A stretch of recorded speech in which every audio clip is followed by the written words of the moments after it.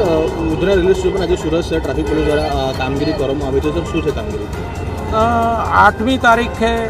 8મી તારીખથી ઉધના રેલવે સ્ટેશનથી બીજી 100 જેટલી ટ્રેનો ઓપરેટ થનાર છે.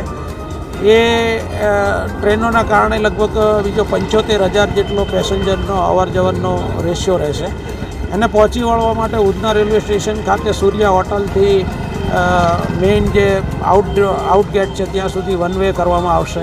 ત્યાર પછી રિક્ષાઓ માટે દિવાલની લાઇનમાં પાર્કિંગ કરવામાં આવેલું છે.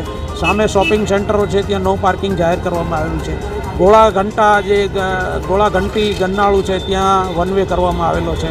ત્યાં એક્સ્ટ્રા પોઈન્ટો મૂકવામાં આવશે. રેલવે સ્ટેશન ઉપર પણ એક્સ્ટ્રા પોઈન્ટો મૂકવામાં આવશે.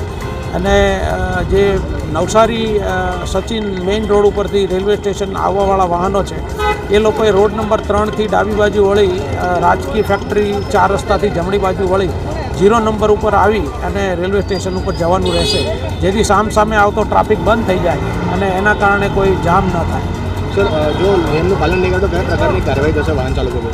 નિયમનું પાલન ન કરનાર કોઈ પણ વાહન ચાલક ઉપર કાર્યવાહી કરવાની જ રહેતી હોય છે. પણ જ્યારે કોઈ ટાર્ગેટેડ લક્ષ્ય હોય, જ્યારે અહીંયા 100 જેટલી ટ્રેનો આવતી હોય અને તમારા નિયમ ન પાલન કરવાના કારણે બીજા કોઈ પેસેન્જરને ટ્રેન ચૂકી જવી પડે તો એ તો ક્યારેય ચલાવી લેવામાં નહીં આવે.